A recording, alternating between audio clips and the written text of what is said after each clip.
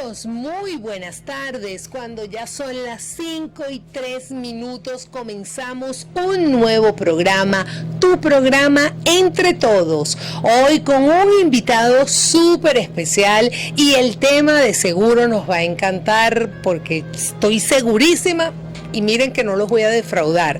Pero antes de comenzar, pues tengo que dar los créditos respectivos. En la dirección general está el señor Rafael Casela, en los controles técnicos Darwin Torres, en la producción de este espacio Natasha Guevara y en la locución quien habla para ustedes Laura Lombardini. Yo soy Jomber32 en todas las redes sociales, certificado de locución 54050.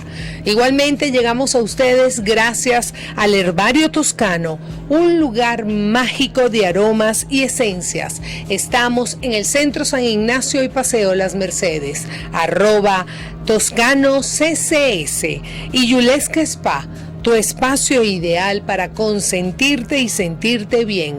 Búscanos en Paseo Las Mercedes, @Yulesca Spa.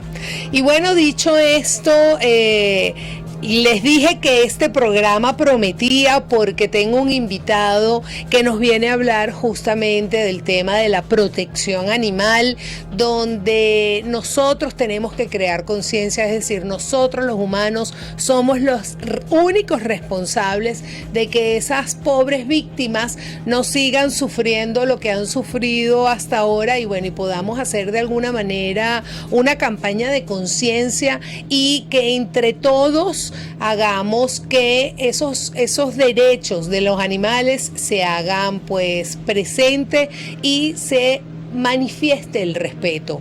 Él es Roger Pacheco y es vocero de una ONG llamada Animals Naturalis. Naturalis. A ver, ya me equivoqué yo. Bueno, bienvenido Roger a Entre Todos. Gracias, Laura. Bueno, sí, para más o menos hacernos entender, Animals Naturalis es como, ¿se acuerdan cuando John hablaba del inconsciente colectivo? Sí, claro. Bueno, anterior a John, Carl Jung lo había hablado Aristóteles, hablaba del anima naturalis. Hablaba de que todas las almas estaban conectadas, de los humanos, los animales y las plantas estaban sobre algo común. Es correcto. Y eso lo llamó el anima natural, y de ahí viene el nombre de nuestra organización. Imagínate. ¿Y cuándo nace realmente o cuál fue la razón de que esta organización se diera o abriera sus puertas, como quien dice? ¿Qué fue lo que realmente los impulsó? Es decir, algo en concreto. Dos personas, Leonora Esquivel, mexicana, y Francisco Vázquez, un chileno, coincidieron en Barcelona, España. Ellos, bueno, todavía siguen dentro de nuestra organización como fundadores, pero ellos coincidieron no solamente por el hecho de los respetos hacia los animales, porque también venían de trabajar con otras organizaciones en algún momento, y bueno, pensaron hacer en algo un poco más, no tanto que sea hispanoparlante, porque ya empezaba a existir en España, pero sí que fuera algo más latino, porque en Latinoamérica teníamos ese problema de que los derechos de los animales no estaban todavía bien representados. Y cuando digo bien representados es porque sí, por lo menos te voy a decir, la historia de Venezuela, que data desde la protección de los animales, data del año 1824 o 23, por allí que empieza a moverse los primeros agrupaciones o las primeras asociaciones de protección animal, ¿okay? Que bueno, que en principio eran más que todo en fauna silvestre, más que todo contra la protección de la cacería, que de hecho dieron su fruto, porque en Venezuela hace muchísimos siglos, ya hace por lo menos 2 siglos, no existe la cacería de animales con perros o con persecuciones y todas esas cosas. Fíjate que ha dado su fruto. Y por supuesto, ya ha entrado a finales del siglo XVIII y bien entrado el siglo XX, XIX y XX. Perdón, finales del siglo XIX y principio del siglo XX empieza a hacerse la protección de los animales domésticos, y más que todo lo que son animales de hogar, perros, gatos y estas cosas, y estos seres. Entonces sí, había este tipo de representaciones, ¿no? de los derechos animales, pero no la representación de todos los animales. De incluirlos a todos. Y esto ya se estaba viendo en Estados Unidos, se estaba viendo en Europa, se estaba viendo en Australia, incluso en países donde los animales tienen los derechos más vulnerados como China, yo digo que los mejores grupos de protección animal deben estar en China, porque realmente ahí, en estos países asiáticos, donde hay donde la crueldad está tan institucionalizada que obviamente las personas que defienden los derechos animales hacen un esfuerzo sobrehumano, ¿no? Claro. Para poder defenderlo. Y bueno, empezamos a trabajar, se comenzó a trabajar, empezamos de manera local, empezando en Barcelona. Bueno, empezaron a hacerse grupos en México, en Santiago de Chile, después se anexó a Argentina, Uruguay, Lima. Es decir, es una organización Ecuador, donde están contenidos muchos países, ¿no? Sí, como células de sede estamos en 8 países. Wow. O en 8 países. Ahora, tenemos, por supuesto, corresponsal, lo que llamamos corresponsalía, donde tenemos un representante que obviamente representa para la redundancia, a la organización, por lo menos en Puerto Rico, en Costa Rica, en Panamá, por lo menos que son el espacio de Centroamérica y el Caribe. En Miami no hay una sede como tal todavía, la estamos tratando de formar, porque en Estados Unidos no solamente es el hecho de formar, lo que es muy fácil formar una organización en Estados Unidos, lo digo es por el hecho de poder llegar al público. Es correcto, en la zona por lo menos como es la Baja Florida. Es muy, muy, muy complicado. Por otras razones que de repente tienen que ver mucho con la cuestión cultural, política. Sí, de acuerdo. De este tipo de cosas. Y establecidos estamos en México, Venezuela, te digo porque estuvimos de abajo, México, Venezuela, Colombia, Ecuador, Perú, Chile, Argentina y España. Son los 8 países que están. Y también tenemos unas células en Uruguay. Ahora a mí me gustaría un poco hablar de lo que ha sido tu experiencia y cómo fue que tú, es decir, tú toda tu vida has sido amante de los animales. No, entonces nada. Eso es lo que tenemos que me expliques cómo llegas. Para nada. De hecho, mi caso particular, yo de joven, y cuando digo joven, yo soy una persona que ya casi tengo 50 años. Pero de muy joven. Yo voy a cumplir 50 y me siento una pava, por favor. ¿Qué pasa? Perdón que te interrumpa, pero me sentí dolida. ¡Ay! No, pero cuando lo digo de muy joven, te estoy diciendo, por lo menos la última corrida yo estuve en una corrida en el Nuevo Circo de Caracas, el Niño de la Capea, estaba Morenito de Maracay, Curro Girón, en una corrida de la prensa en el Nuevo Circo de Caracas. Yo estaba allí vitoreando, fíjate una cosa, tú eras torero. No. Vitoreando, quiero decir que estaba dentro del público. O sea, una persona que de repente, no que digo que disfrutaba, pero sí era de las personas como esta gente que va a un concierto sin saber cuál es el músico, porque va todo el mundo. Es correcto. Y bueno, era asiduo a ciertos espectáculos porque era todo esto. Entonces, fíjate, ahora que soy defensor de los animales y que estoy en contra de esto, o sea, fíjate lo que tuvo que haber cambiado en mi vida. A los 16 años vendía pollos. Decía que tenía que buscarlos al matadero, como a los 18 años. Sí, porque mi papá tenía una pollera. Y también tuvo una venta de embutidos, o sea que también tenía que buscar. O sea, la crueldad animal realmente, como la mayoría de las personas, entraba por nuestros ojos y entraba por nuestra vida, nuestra vivencia, nuestra experiencia. De manera totalmente natural. Muchos niños incluso lo vemos durante muchos años, lo hemos visto a través de películas y experiencias y lo que nos dicen nuestros abuelos, que le regalaban una china para matar pajaritos. Ay, sí, qué terrible. Claro, y ahí o lo vemos incluso también en películas como los padres enseñan a sus hijos a cazar como una experiencia de padre e hijo, o la pesca. Ay, sí, terrible. Entonces, ese tipo de cosas pasa naturalmente dentro de la vida, no solamente de cualquier venezolano, de cualquier caraqueño, sino del ser humano en todo el mundo, y sobre todo con aquella cosa tan patriarcal, ¿no? O sea, tan machista. Y de ese orgullo que yo, padre, te lo paso a ti, hijo. Exacto, enseñarte, sí, porque tienes que y es algo como que si tú defendías a los animales era cosa de niñas, ¿no? Y vemos las manifestaciones que se hacían de los derechos animales en Venezuela entre los años finales de los 70 y principios de los 80, la mayoría eran mujeres. Claro. ¿Ves?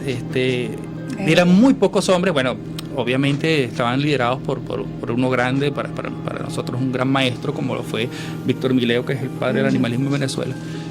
fundador de la Sociedad Protectora de Animales de Venezuela, fundador de APROA, de ABEPREC, fundador de una gran cantidad de organizaciones y fundaciones en Venezuela, que bueno, Víctor Mileo, si bien algunas personas le enseñó personalmente y otras a través de sus libros, perdón, eso era como quien dice la excepción a la regla, ¿no? Pero la mayoría era un movimiento de mujeres. Okay. Y sobre todo en los años 80, donde las formas de recaudación, estos crowdfunding que nosotros lo hacían precisamente eran las señoras de las esposas de los políticos, las personas de las alcurnias donde hacen estos tecanastas y estos espectáculos en los clubes sociales como el Club Asturiano, el Club Thatcher y este tipo de cosas donde se hacían las colectas. Hoy el crowdfunding es de otra manera, es más popular, no es tanto de las élites, pero todo es muy válido, ¿no? Lo que haces en el metro. ¿En qué momento te das cuenta tú o haces ese giro de 180 grados? Es decir, ¿en dónde? No fue un trancazo.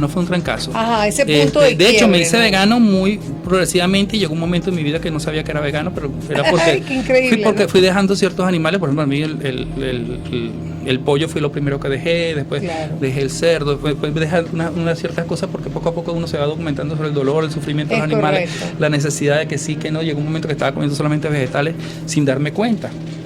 Eso por la parte de alimentación. Empecé a dejar el cuero o las pieles o cualquier cosa que tuviera que ver con, porque obviamente me llegó un video de PETA en el año 98, ¿ok? Fíjate que fue el milenio pasado. En el año 98 yo trabajaba en una agencia de publicidad y era, de otras cosas, redactor publicitario. Y yo compré un libro que se llamaba El Copybook. Me lo explicas en la próxima parte porque llegó el momento de hacer la primera pausa y ya regresamos con más de este interesantísimo tema y bueno, todo lo que tiene que ver con la protección animal. Ya volvemos.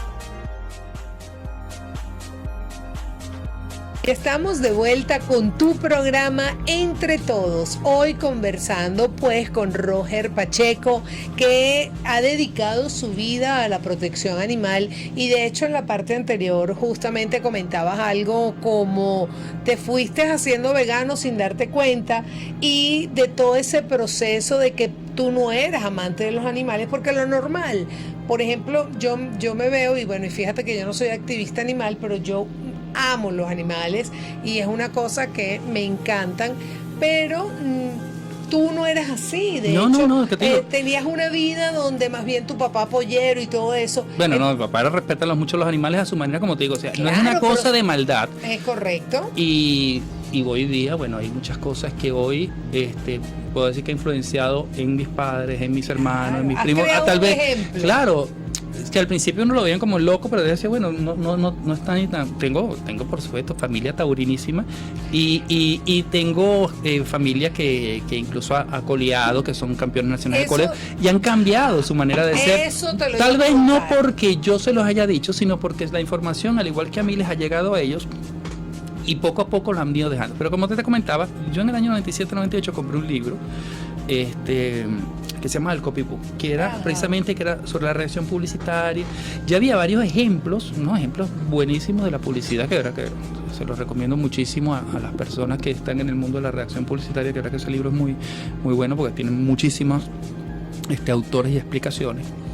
Pero había un mensaje de PETA, que era una página completa pagada en un periódico importante de Estados Unidos, puede ser el Times o cualquier cosa de esto, y había un mono el cual estaba inmovilizado con el cráneo abierto y estaba vivo el mono, o sea, un mono, no era un chimpancé, era un mono con cola, y había una explicación de todo el proceso de experimentación que pasa el mono, por el cual el mono estaba en esa imagen. Y la imagen de por sí era el mono, prácticamente se veía que estaba gritando.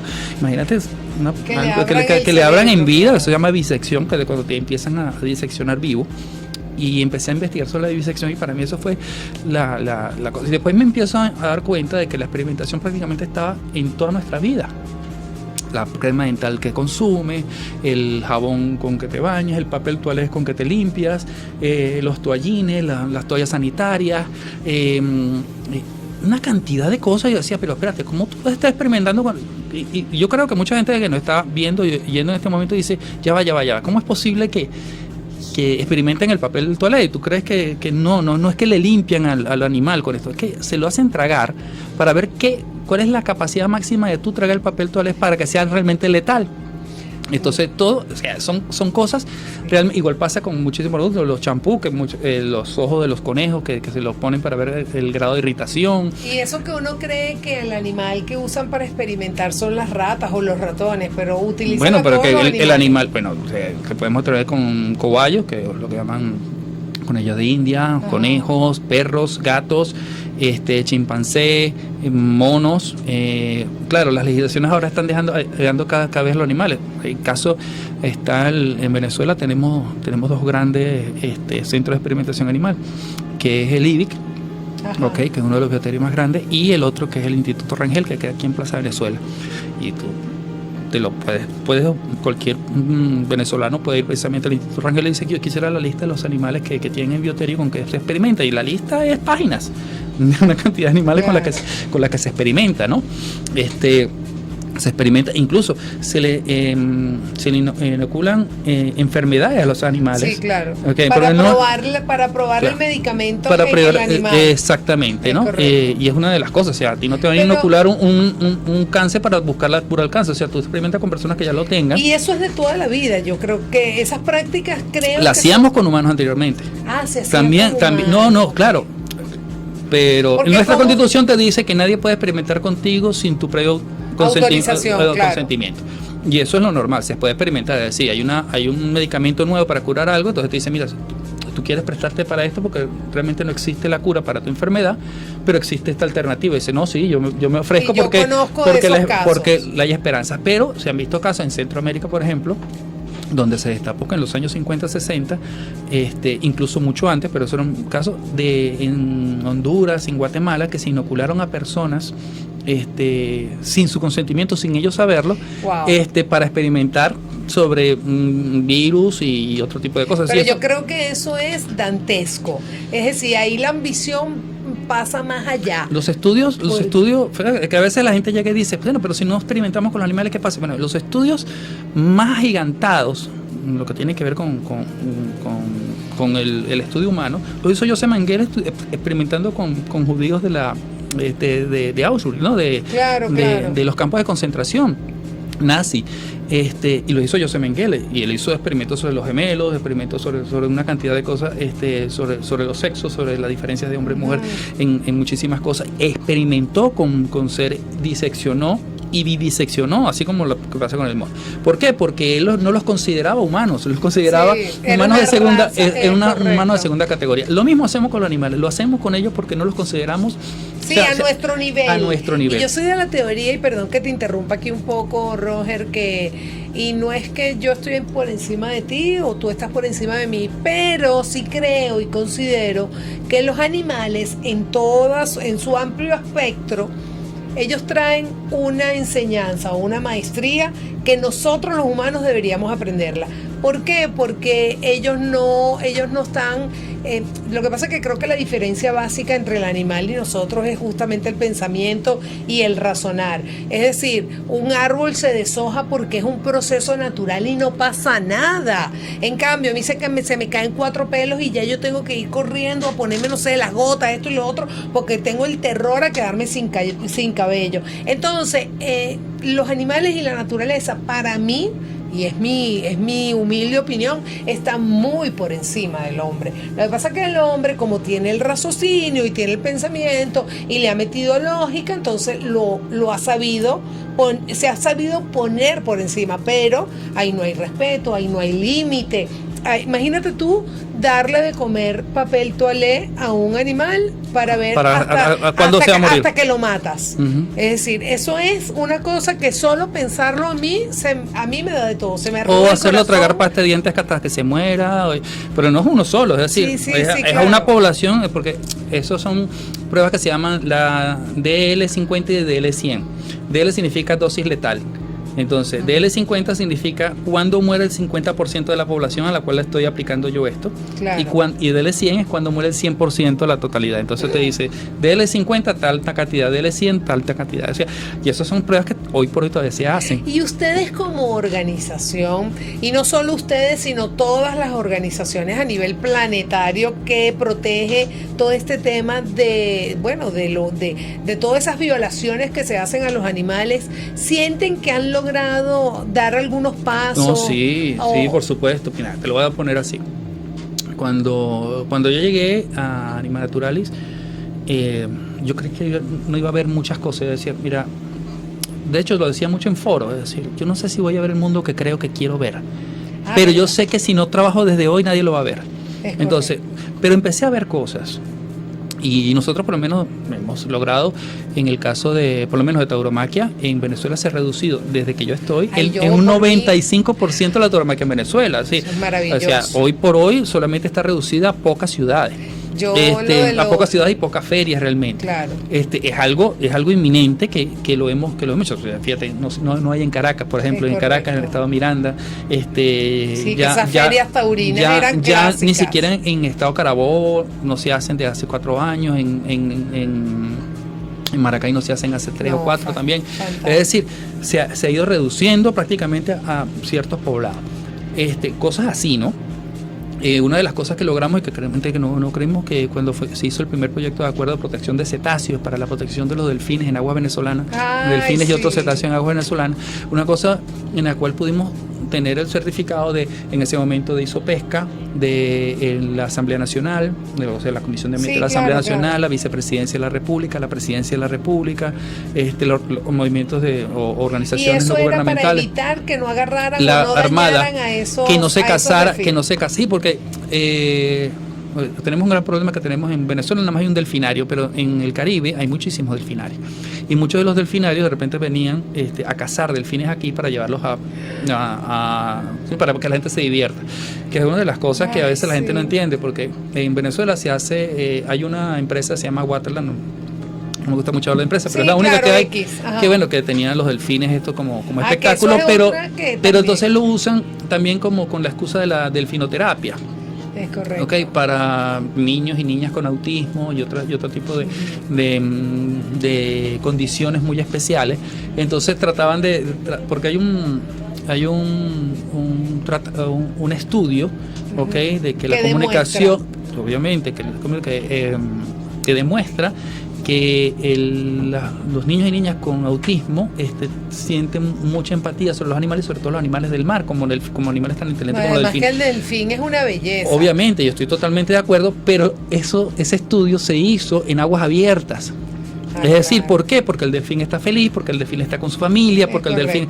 Ahora, cuando tú tienes un delfín en un estanque donde no se alimenta normalmente, sino tú le tienes que dar la comida, es correcto, okay, para que haga lo que tú quieras, entonces por supuesto la tristeza del delfín también se la estás transmitiendo al niño, entonces es muy perjudicial esa delfinoterapia que la que tú quieres hacer. Entonces aquellas personas que dicen, no, que quiero llevar a mi hijo para la delfinoterapia en Margarita, es perjudicial, es mejor ir para Puerto La Cruz. Mire que a mí me ha pasado, el niño nade tranquilamente, que tú vas para uno de esos callos y ellos van contigo en Cumaná, todas esas cosas, ellos van contigo al lado de la lancha, y de verdad que el espectáculo es maravilloso, pero tenemos que hacer otra pequeña pausa publicitaria y ya regresamos con más de Entre Todos y de este tema tan maravilloso. Ya volvemos.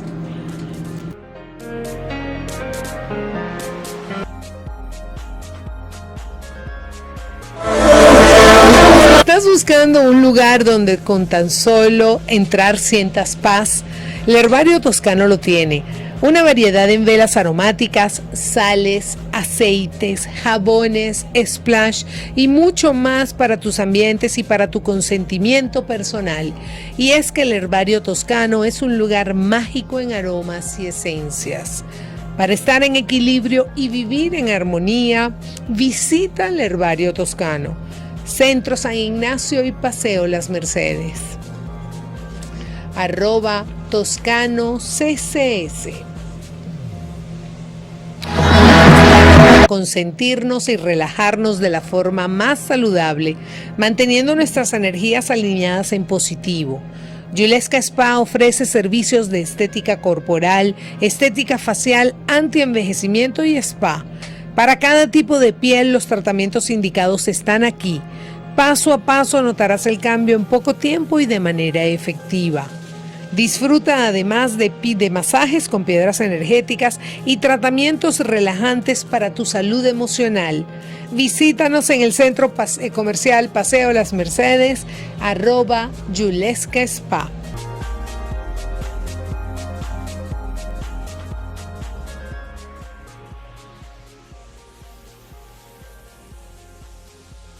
Y estamos de vuelta con tu programa Entre Todos. Hoy pues conversando de lo que es la violencia o la protección animal, justamente evitar que sea esa violencia. Y en el corte yo le estaba diciendo a Roger y le estaba comentando pues aquí en cabina que uno a veces piensa como protección animal es ese perrito que los familiares dejan abandonados o el gatito que se enfermó, entonces como no tengo cómo curarlo, entonces para mí la solución más fácil es desecharlo y dejarlo botado. Y bueno, por supuesto tú me dabas un argumento que tiene mucho peso porque es lo que tenemos cercano y que además eso ocurre, nos ocurre inclusive con nosotros los humanos porque tendemos a dividir, a separar.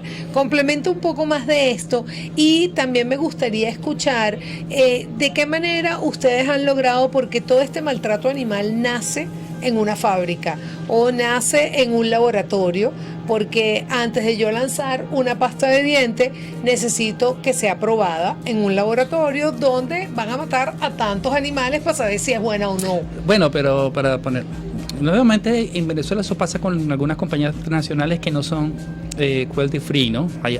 Obviamente ahora con esto de la importación está llegando muchos productos cruelty free, para eso me encanta, que viene ya con el conejito libre que te dice este producto está libre de experimentación con animales, lo dice en el empaque. Una de las cosas mira, a ver, pero eso uno no lo conoce. Sí, yo no lo conocía. Es difícil, a veces, ya fuera de broma, que dice que es muy difícil encontrar veganos mayores de 40 años. Y es porque nosotros tenemos que leer muchos empaques. Entonces, ya cuando ya la presbicia no nos deja, porque las letras son cada vez más pequeñas. Ajá. Pero afortunadamente los productos de cosméticos que no trabajan con la experimentación animal, sino que son libres de experimentación animal, tienen un logotipo demasiado grande que te lo dice, ¿no? Eso por un lado. Entonces sí hay empresas transnacionales que no les importa mucho decirlo, o no es que a veces experimentan, sino que lo mandan a experimentar para cumplir ciertos patrones. Sí, como que nosotros no, nosotros sí lo dicen, pero es que por lo menos hay una Huntingdon, que es una empresa por lo menos que queda en Inglaterra, experimenta con 700 animales diarios para todas estas compañías transnacionales porque les pagan en el Reino Unido. Ahora, la Unión Europea hace ya 3 años aprobó una legislación para todos los países donde para cosméticos, industrias de cosméticos e higiene, no se puede experimentar con animales. Entonces, por supuesto, esto ha bajado. Se experimenta casi para medicamentos y otras cosas, pero no se experimenta para esto. En Venezuela hay una resolución del año 2004 en el cual no se experimenta con animales para productos nacionales. Por ejemplo, los productos que son hechos en Venezuela son prácticamente libres de experimentación animal. Eso no quiere decir que se prohíba la experimentación animal en Venezuela, sino que por una cuestión de competitividad, es decir, donde tú llegas a la empresa nacional, no la obligas a experimentar, hacer este tipo de experimentaciones precisamente porque no tiene que pagar y eso encarece más el producto y una cantidad de cosas, sino para que pueda competir contra estas transnacionales. Simplemente en Venezuela se eximen, no está obligado la parte de protección animal, y por supuesto estos productos que son de pequeños, que son estos que nosotros encontramos en estas perfumerías, tipo bodeguitas, y lo que hay ahora, que hay mucho emprendimiento, no están obligados con las manos, pues. Claro, esos no tienen experimentación animal, están libres. Entonces ahí es donde encontramos pasta dental, champú, enjuague, crema, pintura de uñas, todas muy poco procesadas realmente. Sí, bueno, o de repente tiene mucho procesamiento, porque obviamente tiene todo un laboratorio y tiene que tener una producción cosmética, pero se evaden la experimentación eximido claro. la experimentación animal. Entonces eso ya es una ventaja. Claro, no lo hacen por el bien de los animales, lo hacen es por el bien de la empresa. Por el bien de su bolsillo, de la empresa, porque hay un emprendimiento para precisamente emprender en Venezuela es muy difícil. Claro, Más cuando tienes que tener una cantidad de legislación. A veces tú no has sacado el primer producto al mercado, ya tienes que pagar una cantidad de impuestos, una cantidad de cosas, normas, no es como en otros países. Pero bueno, este tipo de cosas ayuda a que este emprendimiento se dé. Entonces por ahí tiene algo bueno.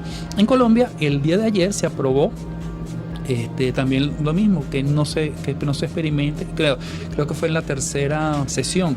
Faltan 2 sesiones más para que sea nacional, pero está en vías de que se prohíba la experimentación con animales para la industria cosmética e higiene. Wow, pero eso ya es un gran avance. Se está logrando. Otra de las cosas que nosotros habíamos acordado fuera de este ambiente cuando decidimos hacer la entrevista era que íbamos a hablar también un poco del uso del animal, es decir, el caso de estos animales que son utilizados para entretener, claro, circos y estas cosas, donde a través del maltrato, el dejarte pasar hambre, el no darte de tomar, tú vas aprendiendo una conducta.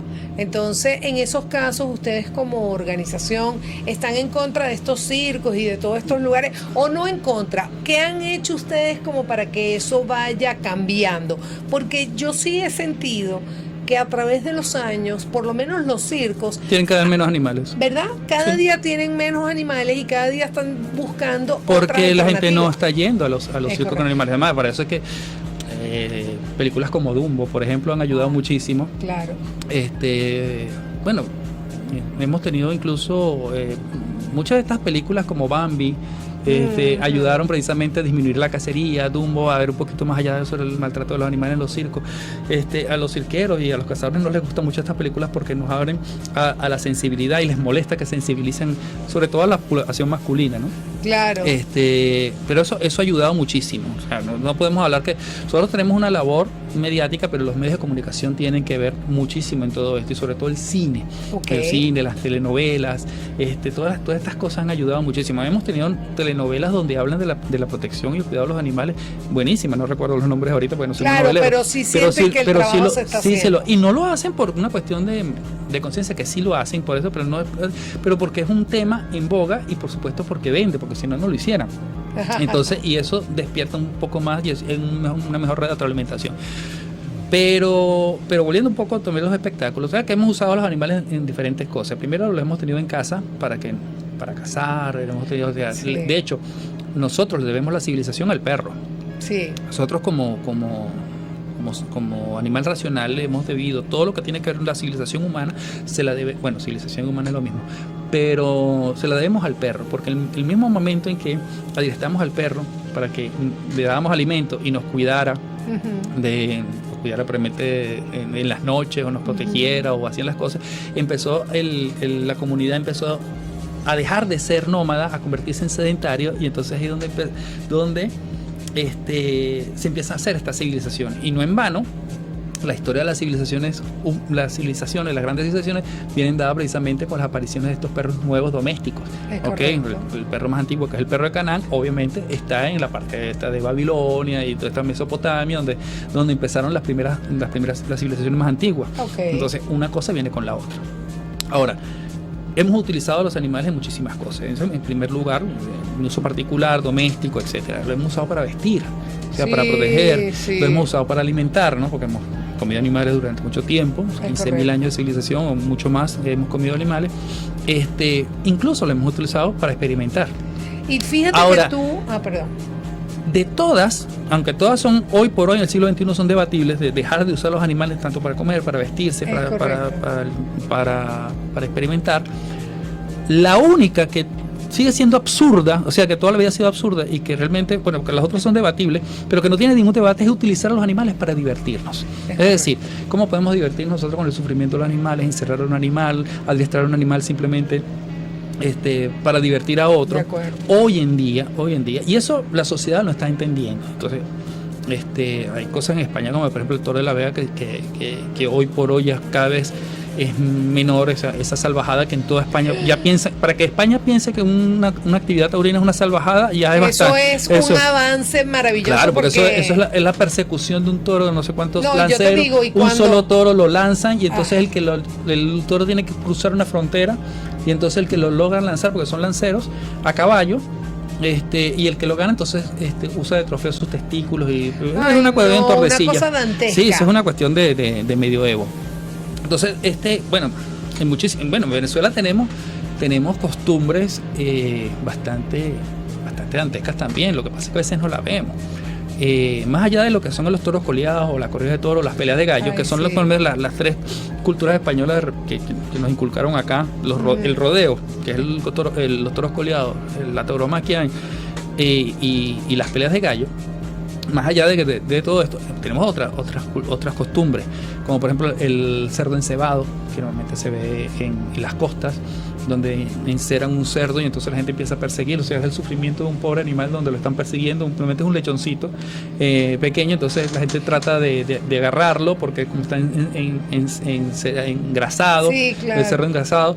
Tenemos el abordaje del río Apure, que es una de las cosas, bueno, eso realmente es reciente, tendrá de los años 90, pero ya se ha convertido en una tradición que se hace en Semana Santa en el Orza. ¿Ok? Donde en el río Apure, entonces son unas canoas donde es como una carrera de caballos, pero desde el agua, desde la playa, desde el mar hasta la orilla, el caballo arrastrando una canoa, y entonces el que está en la canoa, en este caso sería el piloto, le da con los remos al caballo, y el caballo está diciendo que eso es un abordaje, pues. Ay, Dios mío, sí, santo, pero eso no se sabe. Es decir, tú que estás metido en la ONG y que conoces de todos estos casos, pero yo estoy aquí que lloro, porque de ese tipo de cosas uno, y qué terrible, porque es para satisfacción nuestra, es para nosotros divertirnos, porque imagínate tú, ese pobre animal tratando de huir de toda esa gente que lo del cochinito, o lo del caballo que trata de correr y el otro lo está frenando. Es decir, de verdad a mí eso me parte el alma y me parece dantesco. Tenemos cosas como la pesca deportiva. Tenemos que hacer otra pequeña pausa también, así que vamos a hacer otra pequeñita pausa y regresamos con más de este tema que tiene que crearnos una conciencia donde tenemos que buscar alternativas diferentes y hacer que los animales tengan el lugar que les corresponde. Ya volvemos. Sí.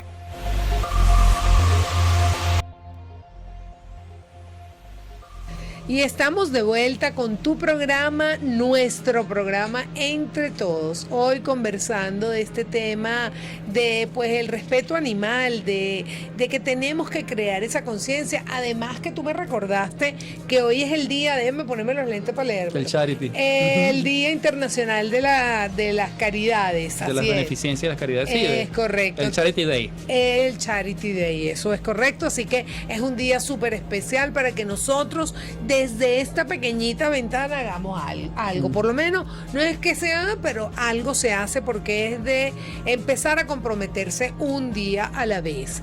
Entonces nosotros en la parte anterior estábamos hablando de la crueldad, ¿no?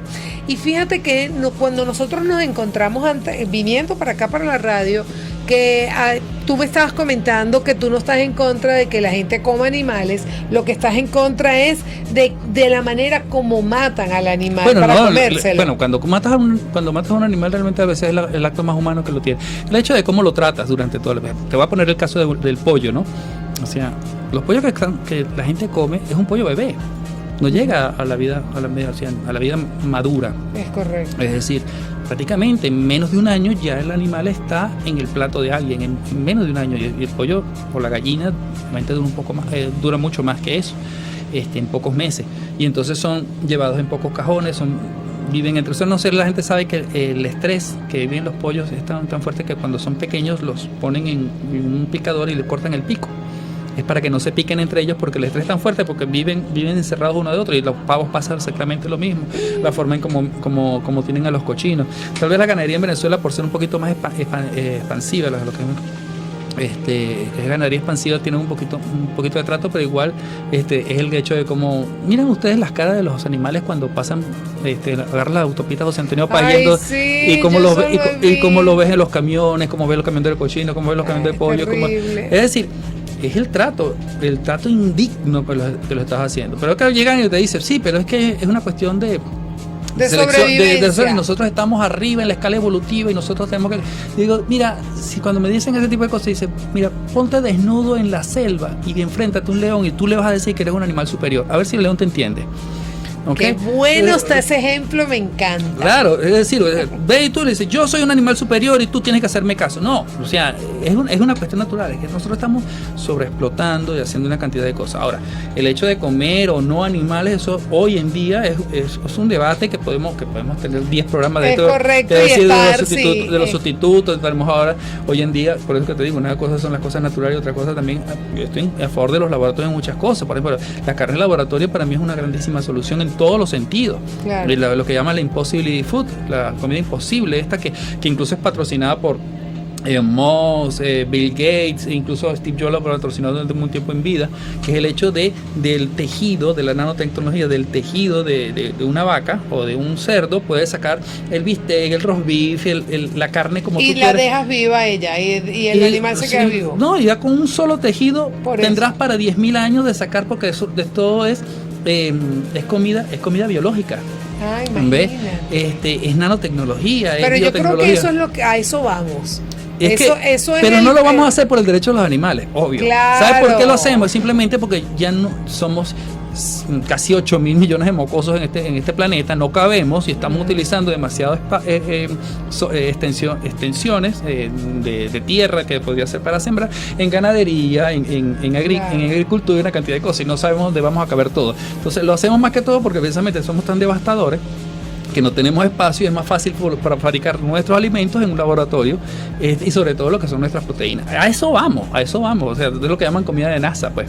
Y de hecho ya la Impossible Food, hay empresas en Estados Unidos como McDonald's y como Burger King que ya tienen este tipo de carnes de hamburguesa para que la gente lo pueda probar, que son carnes, pero que son creadas, procesadas a través de eso, es como el ADN, pues, claro, a través precisamente, del cordón umbilical. Es como un clon, es un clon del bistec, exacto. Pues sacan el clon del bistec y puedes hacer la carne sin grasa o con mucha grasa como a ti te guste. Entonces lo puedes hacer, claro, y se va a abaratar muchísimo, pues obviamente vas a evitar todo el problema de lo que es la ganadería, la cría, el veterinario. No, claro. Tienes también la cuestión de los recursos de que no vas a contaminar, no vas a producir metano, porque... Pero y en ese caso no va a haber una sobrepoblación de animales, porque esa es la duda que a mí siempre me ha dado. No, todo lo contrario, hay animales, o sea, en Holanda hay 7 millones de vacas, o sea, sin contar los toros, estoy diciendo 7 millones de vacas. Sí, sí. ¿Ok?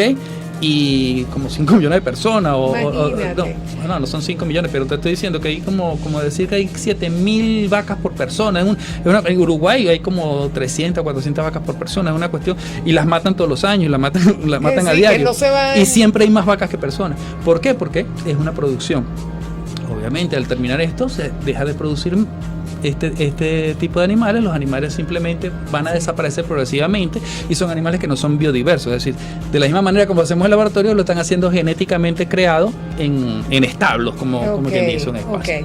De verdad, esto está tan interesante que tenemos que hacer, como él acaba de decir, 2, 3, 4, 5 programas más, pero realmente yo estoy conmovida por descubrir todas esas cosas que uno no las tiene a la vista y que no las ve, pero que de una manera u otra tenemos que hacer esa campaña de el control animal, de pues vamos a proteger a los animales. No podemos seguir siendo tan agresivos con lo que es la naturaleza. Pero llegamos al final del programa, lamentablemente, y para mí es bien importante que tú, antes de despedir, des tus redes, tus puntos de contactos, tus redes sociales, y que si hay alguien interesado en participar en la ONG, no sé cómo es la dinámica, pues también que tú puedas nosotros, decir. Pueden escribirnos a través de nuestro correo electrónico venezuela@animanaturalis.org, obviamente nuestro portal animanaturalis.org, nuestras redes sociales en Instagram y Twitter es @animanaturalis, y el caso de Venezuela en Facebook estamos como animanaturalis.ve. de Venezuela. Exacto.